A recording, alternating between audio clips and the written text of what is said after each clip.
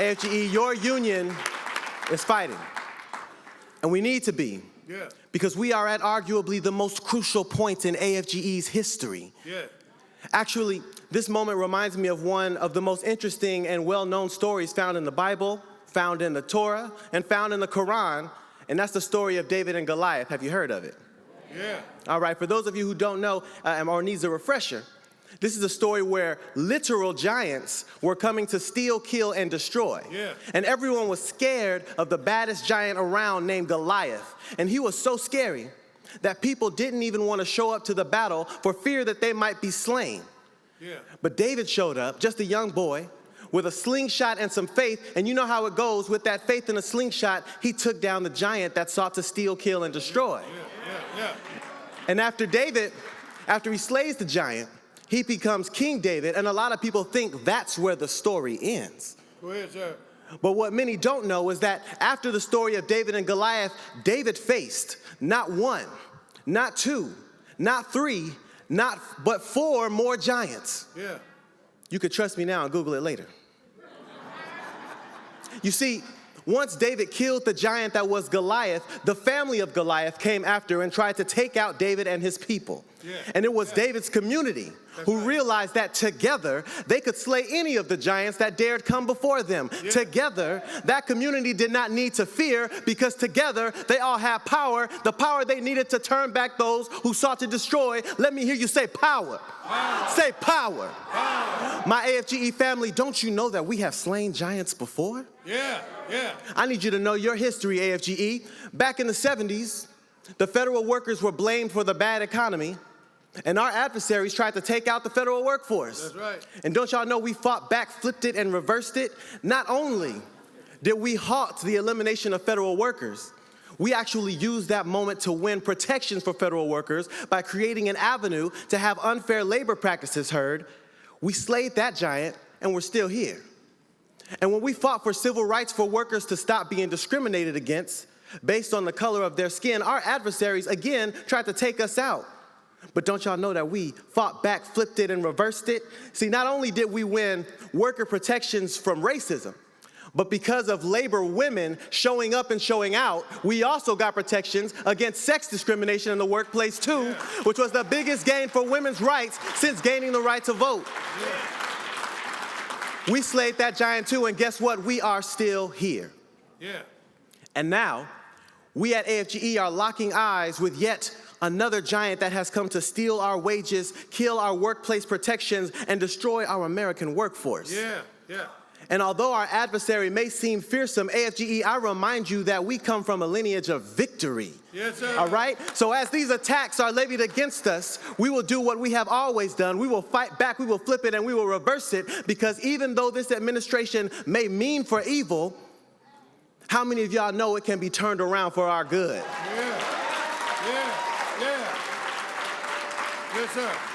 The path of solidarity is not always easy, and as sure as I stand before you now, the path of solidarity is righteous. When we face these battles together, there is nothing that we cannot do. There is no fight that we cannot win. There is no force that can overtake us, and our adversaries know that what I am saying is true. Yeah. And that is why this administration is united to sow seeds of division. Yeah. And they are doing it by having the audacity to attack us on our very identities. Yeah. You're going to use the pen of the presidency to roll back the rights for the LGBTQIA plus community? Let me make it plain for everyone. Queer rights are labor rights, and labor rights are queer rights. Before queer rights, yes, they are, and before queer rights were enshrined in the law, did you know that it was unions that won some of the earliest protections for queer workers and their families? Through union contracts, we won protections against discrimination. We won access to health care and insurance for queer families and their partners, and we won rules requiring management to use an employee's preferred pronouns. And after we won these protections in our contracts, they were enshrined into law. Unions did that. And if and when they take those laws away, the union will be right here holding the line through our contracts, through litigation, and through legislative and political action. Why? Because we at AFGE affirm the right for our queer community to thrive and exist fully, authentically, completely, and really at the end of the day, Mr. President, mind your business. Yes, sir. Yes, sir. Yes, sir. Yes, sir. Yeah. Yeah. Yes, sir. And if the first wave of executive orders were not enough, in a time when we should have come together as a nation to mourn the tragedy of a mid-air collision between a helicopter and a passenger plane, this president got on television and blamed it on DEI. Yeah. Now, as a black man in the movement, I'm going to tell you what I see. Years ago, when we shouted that Black Lives Matter in a fight for an equal American justice system for all people, including black people, the opposing side said that they couldn't understand what we meant, and they said, no, all lives matter. When we talked about critical race theory and how the legacies of oppressive laws still impact our society today, the opposing side said that they couldn't understand what we meant and lied and said that we just wanted little white children to feel bad in school, which couldn't be further from the truth. And now, when we talk about DEI, diversity, equity, and inclusion as a method to expand opportunity and resources to bright people from all backgrounds, giving them the opportunity to compete for jobs, the opposing side said that they couldn't understand what we meant and said that we're giving jobs to unqualified people of color. And again, this couldn't be farther from the truth. So I have a question. If the brightest and smartest people allegedly come from this opposing side, then why are they always so dang confused?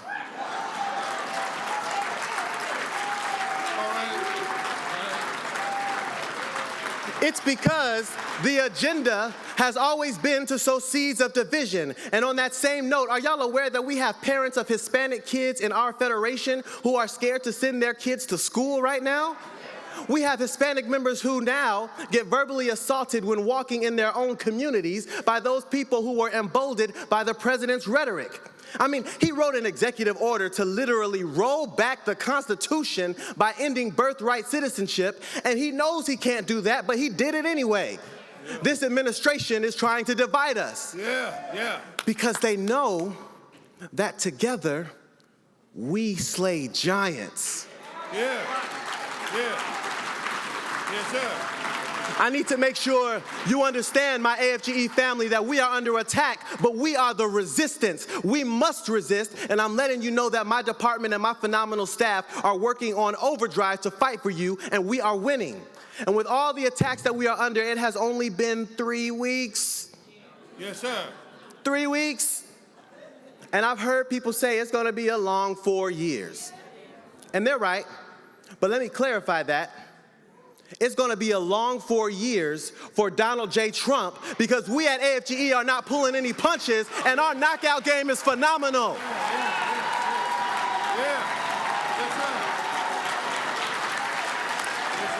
Frederick Douglass once said that we are not judged by the height we have risen, but from the depth we have climbed. Yeah. And right now, federal workers are being dragged down by bitter, twisted lies, and our workforce is being trod in the very dirt. But Maya Angelou said it best. She said, like dust, still I'll rise. We are rising up against the attacks of this administration.